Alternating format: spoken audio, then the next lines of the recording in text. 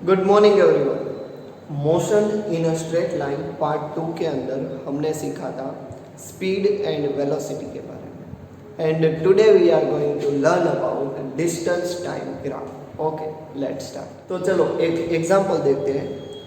अब ऐसा मान लो कि मैं मेरे घर से निकलकर स्कूल पर जा रहा हूँ और उसके ड्यूरिंग मैंने फर्स्ट 10 मिनट्स के अंदर 1 किलोमीटर का डिस्टेंस कवर किया।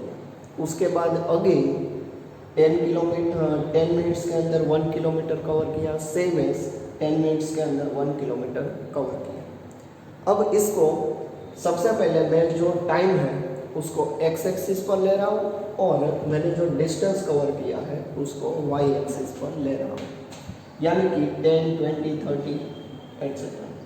यहाँ पर जो डिस्टेंस है it is 1 kilometre, 2 kilometre, 3 kilometre etcetera. अब सबसे पहले मैंने 10 किलोमीटर्स का 10 मिनट्स के अंदर जो डिस्टेंस कवर किया वो कितना था 1, यानी कि यहाँ पर पॉइंट मिला। उसके बाद अगले जो 10 मिनट्स है उसके अंदर मैंने जो डिस्टेंस कवर किया इट इज़ टोटल 2 किलोमीटर, यानी कि हमारा जो ग्राफ है it is a straight. Clear. अब ये जो डिस्टेंस टाइम ग्राफ है उसका मेन इंपॉर्टेंस क्या है, तो इस ग्राफ के ऊपर से हम सबसे पहले इस ग्राफ का स्लोप निकाल सकते हैं। अब स्लोप का इंपॉर्टेंस क्या है? By using slope we can find the speed of the object. अगर हमारे पास कोई भी ऐसा ग्राफ दिया हो डिस्टेंस टाइम ग्राफ और अगर हम उसका स्लोप फाइंड करते हैं तो उसके ऊपर से we can find speed of the object, right. तो अब ये स्पीड कैसे फाइंड करते हैं वो देखते हैं। तो डिस्टेंस टाइम ग्राफ के ऊपर से स्पीड फाइंड करने के लिए सबसे पहले हमें स्लोप फाइंड करना होगा। तो चलो देखते हैं कि स्लोप का मतलब क्या है। स्लोप यानी कि इंक्लिनेशन ऑफ अ लाइन, यानी कि हमारी जो लाइन है वो कितनी इंक्लाइन है। क्लियर। अब सपोज मान लो कि ये जो मेरी लाइन है वो ऐसे है, तो यहाँ पर मेरा स्लोप कितना हो गया 0, और ये ऑब्जेक्ट है उसकी स्पीड भी कितनी है 0। क्लियर। अब मान लो कि मैंने ये जो इंक्लिनेशन है वो थोड़ा इंक्रीज कर दिया, तो अब आप देखना ये ऑब्जेक्ट की जो स्पीड है वो हो गई ना कि पहले कितनी थी 0, उसके बाद इंक्रीज हो गई। अब और थोड़ा मैं जो स्लोप है वो इंक्रीज कर रहा हूँ, तो यहाँ पर स्पीड और भी इंक्रीज हो गई, यानी कि हमारा जो स्लोप है वो किसके ऊपर डिपेंड करता है, इंक्लिनेशन के ऊपर। और स्लोप के ऊपर से हमें पता चलता है कि हमारी जो ऑब्जेक्ट की स्पीड है वो इंक्रीज होगी या फिर डिक्रीज। क्लियर। तो चलो ये जो कंसेप्ट है उसको मैथमेटिकली समझते हैं। सबसे पहले हमें स्पीड फाइंड करनी है, तो हम क्या करेंगे, स्लोप फाइंड करेंगे। अब स्लोप को फाइंड करने के लिए हमें क्या करना होगा, हमें टेन थीटा फाइंड करना होगा। तो ये टेन थीटा हमें कैसे मिलेगा, तो हमें ये जो स्ट्रेट लाइन मिली थी वहाँ पर एक राइट एंगल ट्राइंगल बना। अब उसके ऊपर से टेन थीटा का मतलब आपने स्टैंडर्ड 10th के अंदर पढ़ा था। टेन थीटा यानी कि opposite side upon adjacent side, यानी कि ये जो मेरा डिस्टेंस है उसको ये जो टाइम है उसके थ्रू डिवाइड करना है। अब सपोज ये जो डिस्टेंस है it is 10 kilometres divided by ये एडजेसेंट साइड है, सपोज मान लो 25 है, 25 मिनट्स, यानी कि मेरी जो स्पीड है it is 3 divided by 25 kilometre पर मिनट। क्लियर। तो इसके ऊपर से आप अगर आपके पास कोई भी स्लोप की वैल्यू अवेलेबल हो तो उसके ऊपर से कोई भी ऑब्जेक्ट की स्पीड फाइंड कर सकते हैं।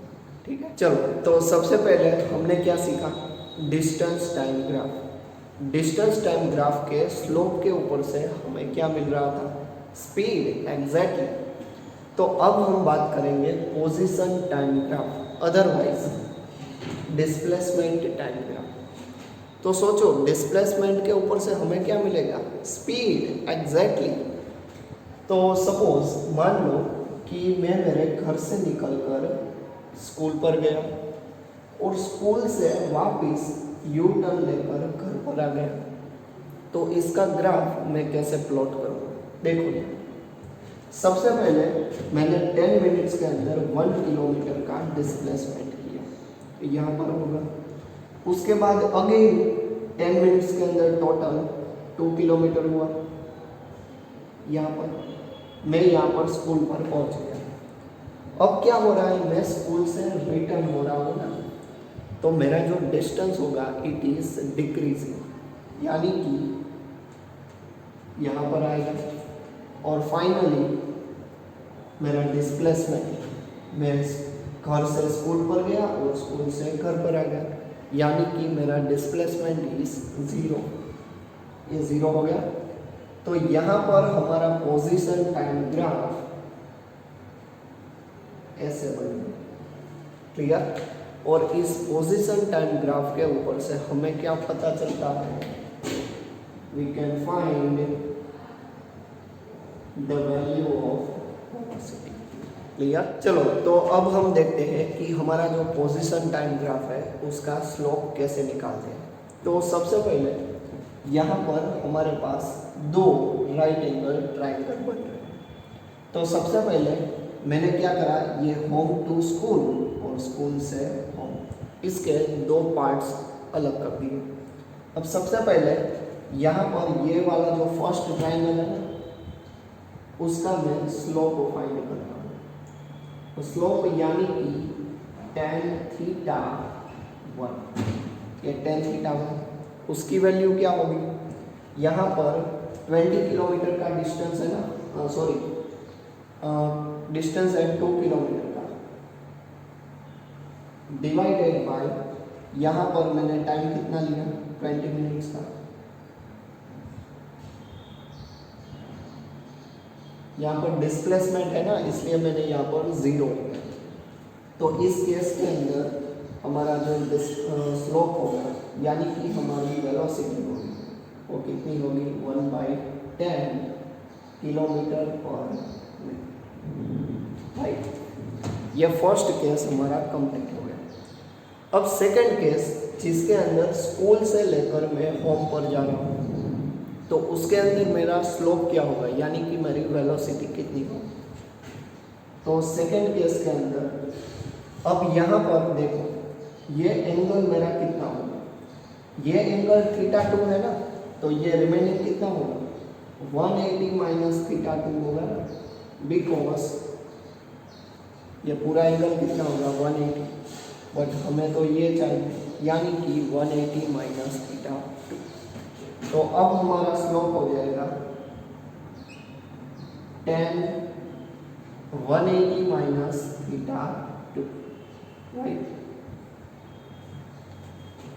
अब थोड़ा याद करो, tan 180 माइनस θ2 यानी कि हमारा सेकेंड क्वाड्रेंट, और सेकेंड क्वाड्रेंट के अंदर हमारी जो tan की वैल्यू है इट इज नेगेटिव, देयरफॉर यहाँ पर हमारा स्लोप आएगा माइनस tan θ2, राइट, माइनस।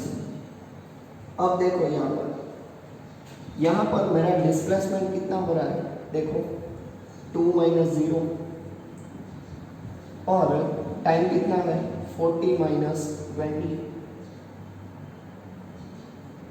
यानी कि माइनस 2/20 मीन्स -1/10। तो इसके अंदर भी मेरा जो स्लोप है, यहाँ पर स्लोप +1/10 मिल रहा था और यहाँ पर -1/10। तो इस मेथड के थ्रू हम स्लोप को फाइंड कर सकते। अब चलो, यहाँ पर प्रॉब्लम क्या हो रहा है कि हमें जो स्लोप की वैल्यू मिली, यहाँ पर +1/10 मिली और यहाँ पर -1/10। स्लोप को कभी भी हम डायरेक्टली ऐड नहीं कर सकते। तो अब हम हमारी जो एवरेज वेलोसिटी है इस कंप्लीट जर्नी के ड्यूरिंग, वो कैसे फाइंड करेंगे, देखते हैं। चलो, तो एवरेज वेलोसिटी यानी कि final position minus initial position divide by t2 minus t1, right, ये आपको पता है। अब मेरी फाइनल पोजीशन का क्या है, यहाँ पर होम है 0, इनिशियल पोजीशन क्या है, वो भी 0 है, डिवाइड बाय टोटल टाइम कितना हुआ, final time 40 minus initial time 0, यानी कि 0 डिवाइडेड बाय 40 हमारी जो एवरेज वेलोसिटी है इट इज 0। क्लियर। तो ये जो पोजीशन टाइम ग्राफ है या फिर डिस्प्लेसमेंट टाइम ग्राफ, उसके ऊपर से हमारे पास कोई भी कॉम्प्लिकेटेड ग्राफ दिया हो तो उसके ऊपर से हम कोई भी पोर्शन का वेलोसिटी हम फाइंड कर सकते हैं।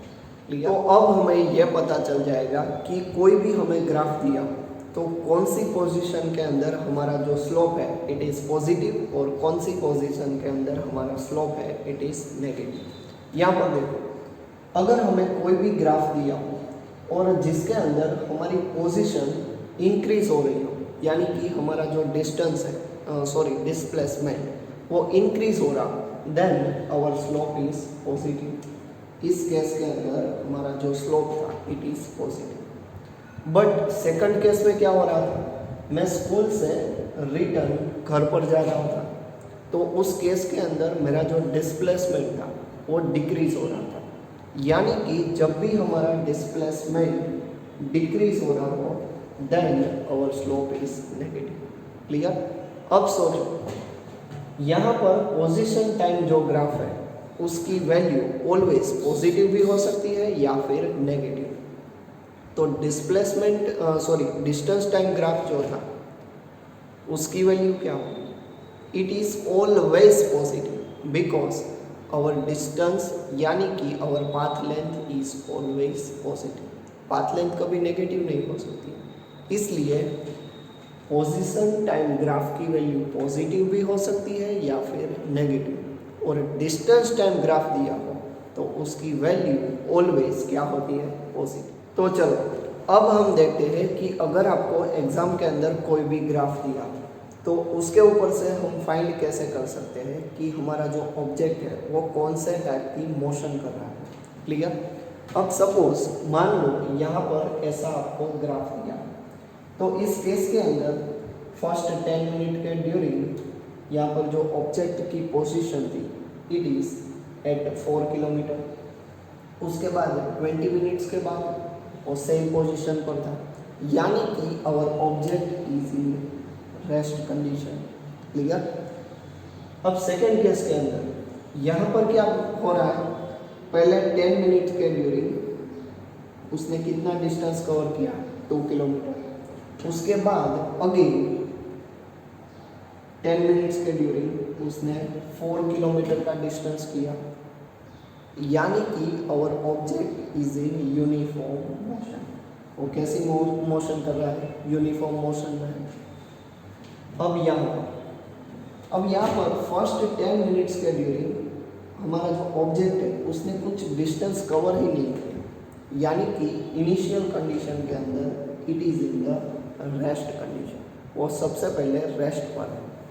उसके बाद जो 10 मिनट्स थी उसके ड्यूरिंग उसने कवर किया डिस्टेंस, अगेन उसकी स्पीड इंक्रीज हुई, अगेन उसने डिस्टेंस कवर किया, यानी कि उसके बाद it is in the uniform motion. पहले क्या था, रेस्ट पोजीशन पर था और उसके बाद उसकी वेलोसिटी इंक्रीज हो गई। फोर्थ केस के अंदर अब यहाँ पर क्या हो रहा है, इनिशियल कंडीशन के अंदर उसकी वेलोसिटी इंक्रीज हो रही है, यानी कि it is in the uniform motion.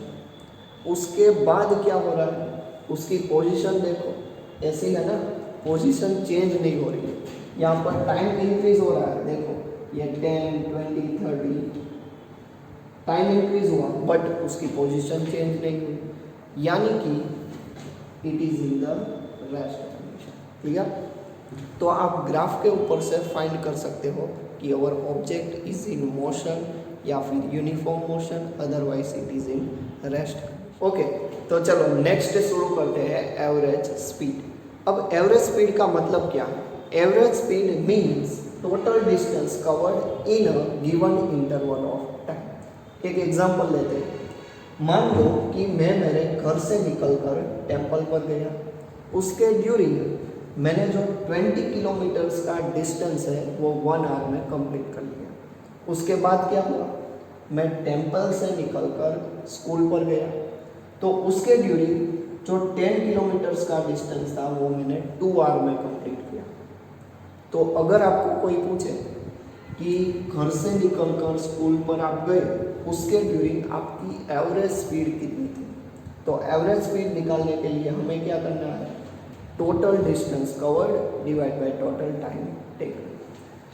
तो इस जर्नी के ड्यूरिंग मेरा टोटल डिस्टेंस कवर्ड कितना है, 20 + 10 यानी कि 30 किलोमीटर्स। उसको डिवाइड करना है टोटल टाइम टेकन। यहाँ पर टाइम कितना लिया मैंने टोटल, यहाँ पर 1 और यहाँ पर 2, यानी कि 2 + 1 3 आवर्स। तो हमारी एवरेज स्पीड होगी 10 kilometre per hour. Now our next topic is instantaneous speed. अब इंस्टेंटेनियस स्पीड का मतलब क्या है?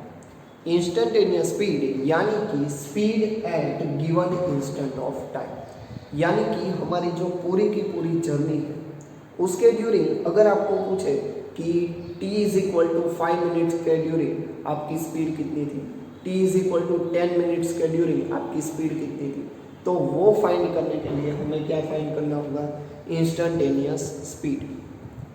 अब लेट अस सपोज यहाँ पर मैंने जो ये पूरा डिस्टेंस था ना, उसके ड्यूरिंग t = 30 मिनट्स के ड्यूरिंग मैंने जो डिस्टेंस कवर किया इट इज़ 5 किलोमीटर मानिए।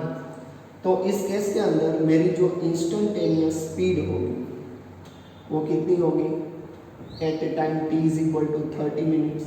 तो 30 मिनट्स के ड्यूरिंग मैंने डिस्टेंस कितना कवर किया, 5 किलोमीटर, डिवाइडेड बाय टाइम कितना था 30 मिनट्स, यानी कि 1/6 किलोमीटर/मिनट्स।